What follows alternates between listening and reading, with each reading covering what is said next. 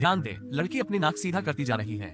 जब उसने अपना हाथ छोड़ा तब उसे नहीं पता था कि उसकी नाक पिनोकियो की तरह इतनी लंबी होगी। इस दृश्य से उसे एक साथ उत्साह और तनाव महसूस हुआ। मुझे उसे गले लगाने से डर लगता है। डबवर्स से चलाया जाता है। उसकी आज बॉयफ्रेंड के साथ डेट है। डबवर्स द्वारा संचालित।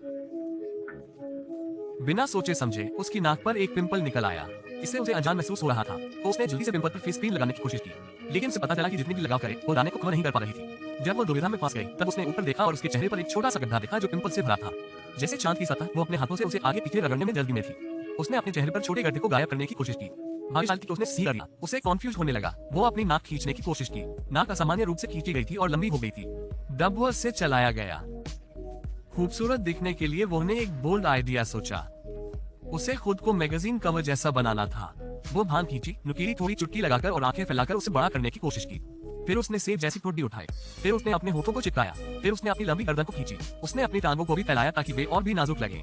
वो आईने में खुद को देखकर खुशी से हंस पड़ी। इसी वक्त उसके बॉयफ्रेंड ने घंटी बजाई, लेकिन अब वो थोड़ा झिझक रही थी। वो खुद को फोटो में देखी। हालांकि वो शरीर से हुई थी, लेकिन उसने खुशी को दर्शाया। अब यहाँ तो वो और भी खूबसूरत लग रही है, पर उसकी खुशी गायब हो गई है।